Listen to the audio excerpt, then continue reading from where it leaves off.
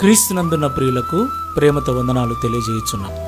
ఈరోజు దేవుడు మనకు చేస్తున్న వాగ్దానం ఏమిటనగా కీర్తనల గ్రంథము 84వ కీర్తన 11వ చరణం. దేవుడైన యెహోవా సూర్యుడును కేడెమునై ఉన్నాడు. యెహోవా కృపయు ఘనతయు అనుగ్రహించును. యథార్థముగా ప్రవర్తించు వారికి ఆయన ఏ మేలునూ చేయక మానుడు. ఆమేన్.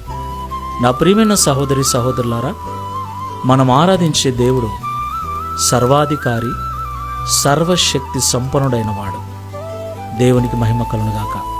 మన బలహీన పరిస్థితులలో బలపరచువాడు, ఆదరణ కరువైన వేళలో ఆదరించువాడు, తల్లి వలె, తండ్రి వలె, భార్య వలె, భర్త వలె, సహోదరి సహోదరుల వలె, స్నేహితుల వలె మిన్నయైన ప్రేమతో మనల్ని ప్రేమించువాడు, మన ఎడల కృప చూపి మనకు ఘనతను అనుగ్రహించు దేవుడై ఉన్నాడు.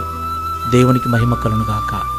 అలాంటి కృపను దేవుని ద్వారా మనం పొందుకోవాలి అంటే, దేవుని ద్వారా మనము ఘనతను పొందుకోవాలి అంటే యథార్థమైన జీవితాన్ని మనం జీవించాలి.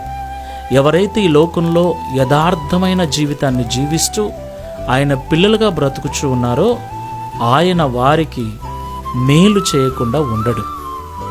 ఆలస్యమైనను సరే ఖచ్చితంగా యథార్థవంతులకు దేవుడు తప్పక మేలు చేస్తాడు.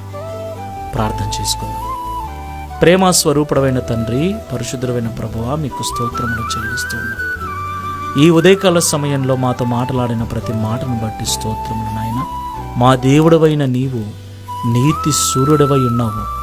యథార్థ హృదయులకు ఘనతయు కృపయు అనుగ్రహించువాడవై ఉన్నావని ఈ ఉదయకాల సమయం మాతో మాట్లాడినందుకు స్తోత్రాలు చెల్లిస్తున్నాం.